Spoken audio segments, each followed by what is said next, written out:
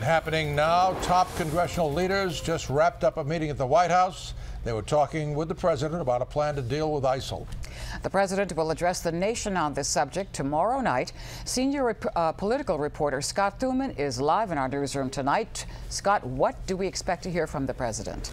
Maureen Gordon, here's what we do know. The president's going to speak prime time, 9 o'clock tomorrow night from the White House. And according to the White House, just about an hour ago, he told leaders he believes he does have the authority to go on the offensive if necessary on his own without congressional approval, but that he would like their consent to show that the U.S. is unified in this fight, one that he will also say could be a very lengthy, very difficult process.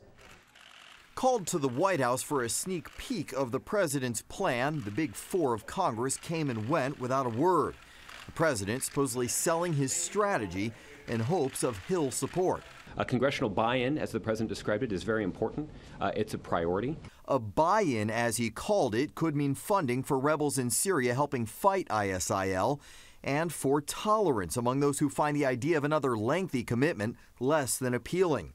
At the moment, most seem on board. There are twice as many terrorists now involved in terrorist activities than there were the day the president took office. There's a serious threat here that has to be dealt with on many levels. Being more proactive, not reactive, will be part of the process, taking the offensive.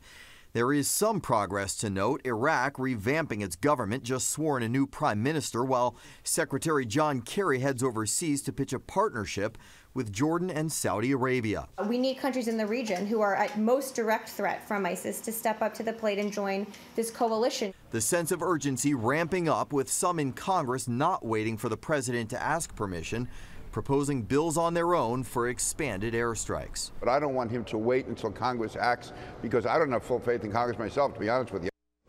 Our Press Secretary Josh Earnest said today he didn't want to get ahead of the president's speech, but he did indicate that Mr. Obama won't be pigeonholed into how quickly ISIL can be defeated, how long these airstrikes could last, indicating he wouldn't speculate if we're talking 1.5, 2.5 years or more. A lot of open-ended questions there. Gordon? Scott Thuman.